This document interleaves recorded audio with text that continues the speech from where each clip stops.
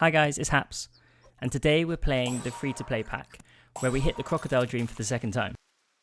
But if you haven't seen the first video, I would recommend checking it out, and I'll link it in the description below to make it a little bit easier. But before I get carried away with the commentary in this video, I just want to say a big thank you to everyone who has liked, subscribed, and commented to the channel.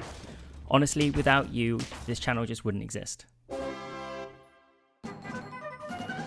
I wanted to take this opportunity to talk about how I approach Super Auto Pets and the two different styles that I have. The first is to win. So what I mean by that is I'll play the stronger pets, keeping to the more optimum strategies based on what the shop gives me.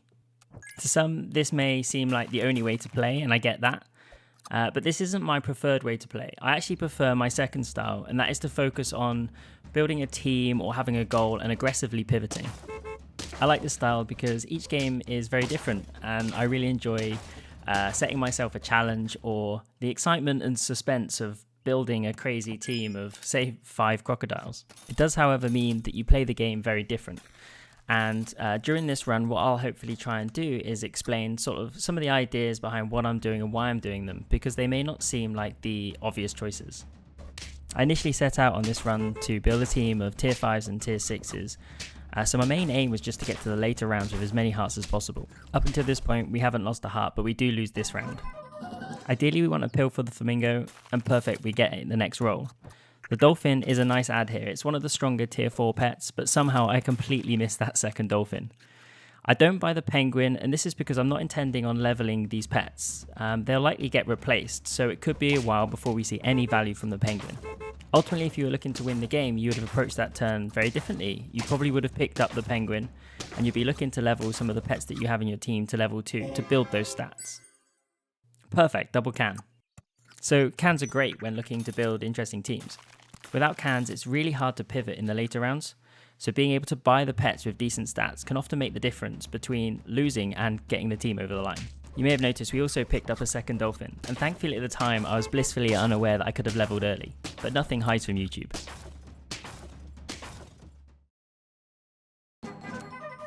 We see a can, we buy a can, and we make it to turn 9, so now we can find tier 5s in the shop and we can level into tier 6s. So it's at this point I start to play the shop. I'm looking for opportunities to pivot into something unique. If I don't find anything, then I'll just try and stay ahead of the opposition. I'll try and make the most optimal plays that I can. Our team at this point is very sniper heavy with double dolphin and the mosquito.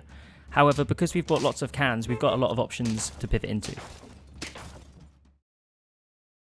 Before buying the giraffe, I was certain to buy the monkey, but the early cat gives me other ideas. Whenever I see an early cat, I always consider going for the 50-50 shot with the cat-can combo. However, we are 7 wins already, and therefore it's unlikely we'll have enough time. We do roll into 2 crocodiles, and it's at this point I think a sniper build is the way to go. As I said already, we are only 3 wins away. However, it would be good to try and draw a couple of rounds so we have an opportunity to maybe pick up a leopard or some more crocodiles to build out this team.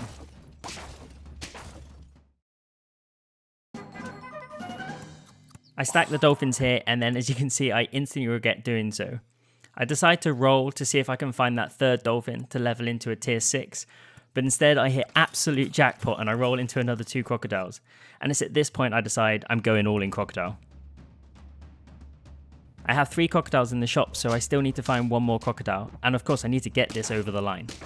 If we win this fight, then it just leaves us with 1 turn, so we're going to need to draw a fight somewhere. For a split second, I consider not buying the can to give myself more rolls. However, there is no scaling in this team, and if I don't win this next round, I'm going to need all the stats I can get. So I'll buy the can and I'll replace every other unit except for the parrot with the crocodiles, because parrot copies the ability of the crocodile. It's as close as I'm going to get with the gold that I have. Now we just pray that we lose or we draw. This is probably one of the only times I've ever been pleased to see a bison. Perfect, we found a crocodile. So we'll buy the can, we'll put the crocodile in, and then we're rolling purely for melon. That's it, that's all we can do, let's just send it.